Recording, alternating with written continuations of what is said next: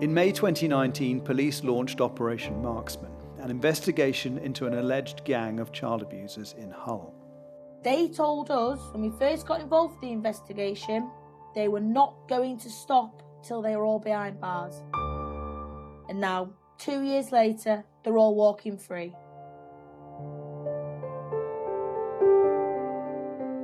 Already, we've spoken to 2 alleged victims. 3 others gave us supporting testimony. Like most rape cases, this investigation folded without charges. But did the police miss a crucial witness?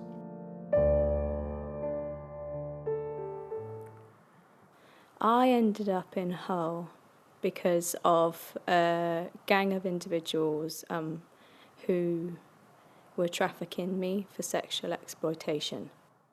The young woman we'll call Kate hasn't been interviewed by police in this investigation, yet her testimony seems significant. What do you remember about Hull? Which sort of places did you go to?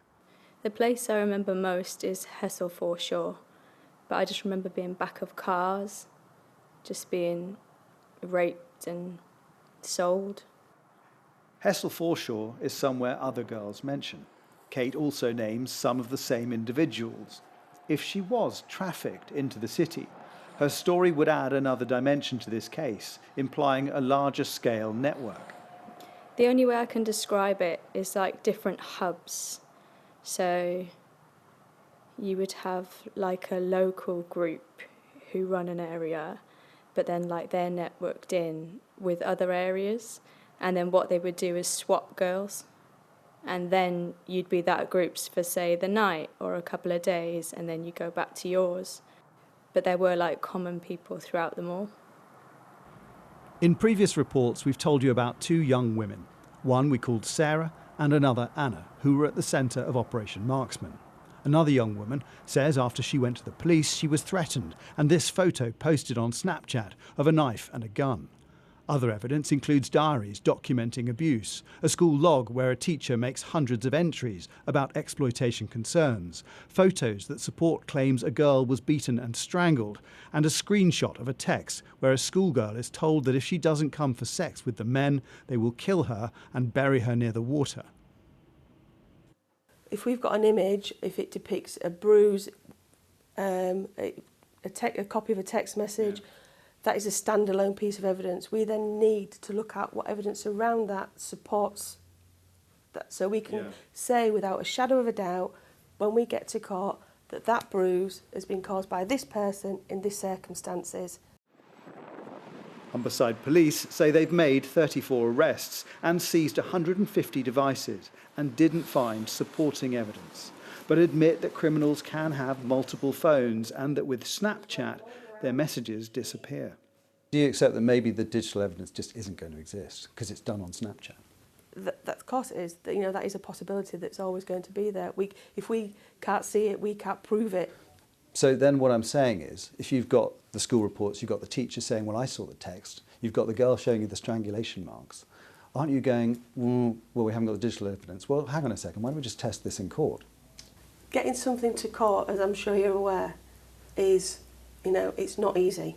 We've got to get through the evidential threshold. So have we done every line of inquiry we can? Yes, I'm confident we have had. Op Hydrant have been into reviewers. They are confident with the investigation they've done. They've stated we've followed best practice. Have you spoken to any other women who've been trafficked into Hull from outside of Hull?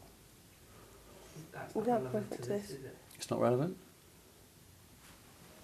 I don't believe so. Because I thought you were talking about the ins and outs of Marksman. If anyone was brought into Hull and abused by the same people, that wouldn't fall into the inquiry? No.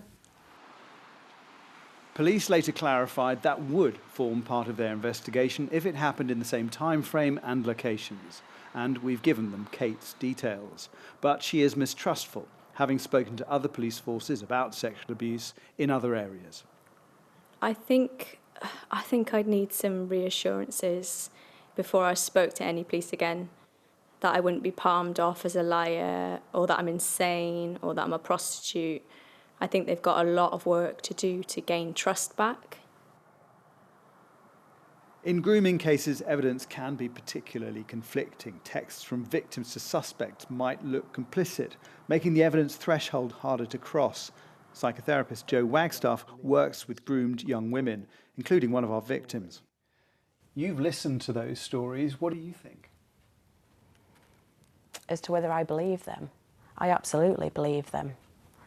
You know, to sit with somebody who describes that level of abuse, and you can feel that pain, the hurt, the shame, the blame, the guilt. I think the more cases that are left with no further action, it will prevent young people from coming forward, because what's the point? Exploitation expert Jim Gamble, who helped us examine this evidence, doesn't blame frontline police but says they're under-resourced.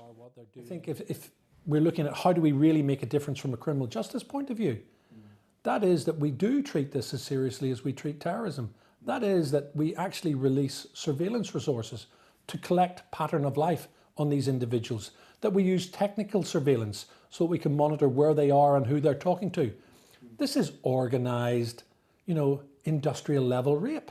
How did you feel, when this sort of came to an end and you had to say that, guys, we've exhausted all our lines of inquiry? Disappointed, upset,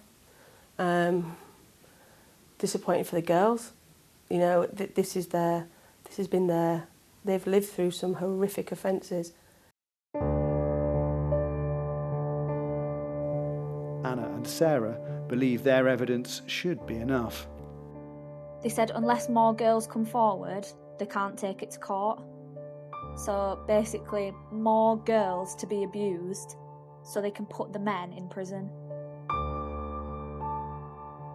I know if I stood up in a court of law, and I can say this 1,000,000%, if I told my story, my full story to a court of law, they'd believe me. Evidence or no evidence, they would believe me, because it's not something you can just make up.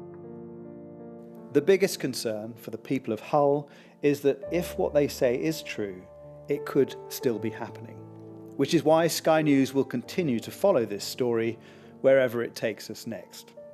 Jason Farrell, Sky News.